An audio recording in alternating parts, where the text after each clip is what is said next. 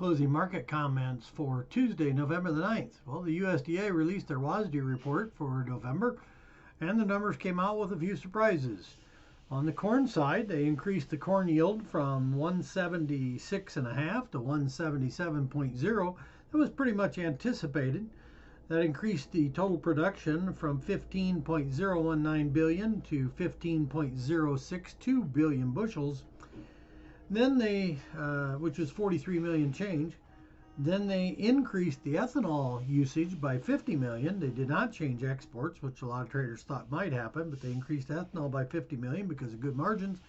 So the net effect was they decreased the carryout on corn from the October report from 1.5 billion to 1.493 billion bushels. So a little bit friendly there.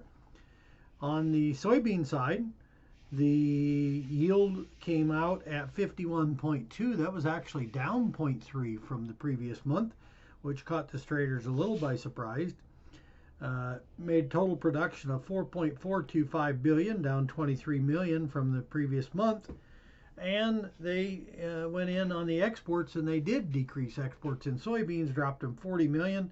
They adjusted the seed usage by 2 million. So a net effect was that we had a 20 million increase in the carryout on soybeans from 320 to 340 million bushels. The average price projected by the USDA for beans for the year is $12.10. Step back on corn, the average price is unchanged at $5.45. On the wheat side, not a lot of changes. They lowered imports by 10 million. They increased the exports by, or decreased the exports by 15 million, and they adjusted food use by 2 million for a net effect of a 13 million change there. So the net interest on wheat total was that we increased the carryout from 580 million to 583 million. Not a big change, not a lot to talk about, but you do have to look back, and the total wheat a year ago was 845. Before that, it was over 1 billion. So the number is still a small carryout on wheat, and it's the reason we have strength in the wheat that we do. In the world numbers, you had world corn stocks at 304.4 million metric tons. That's up from 301.7, and above last year at 291.9. On the wheat side, they took the ending stocks to 275.8 million metric tons. That's down from 277.2, 1.4, and below last year at 288. On soybeans, they have the world soybean stocks at 103.8 million metric tons.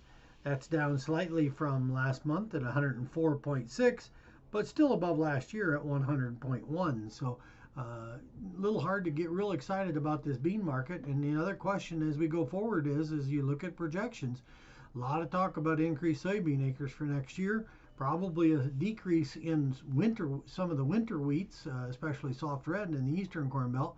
But spring wheat, with it priced at $10, certainly looks like there's going to be a lot of spring wheat planted. So we'll have to see what the acre shift is when it's all said and done. I guess right now it's hard to guess.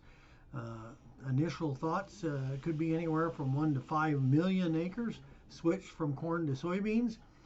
I'm kind of in about a 3 million acre camp, but nothing to base it off of other than just feeling.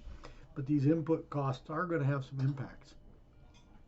Otherwise, in the market today, it was pretty quiet going into the report, not much activity. Corn traded in about a 4-cent range, beans in about a 6-cent range or 8. So, you know, a pretty quiet day, not a lot going on. Dollar continues to be fairly firm overall, although it was down 82 points today and it was down about 400 yesterday. We're still trading at 93.96. So crude oil had a good strong day, up over $2 a barrel, trading at 84.56.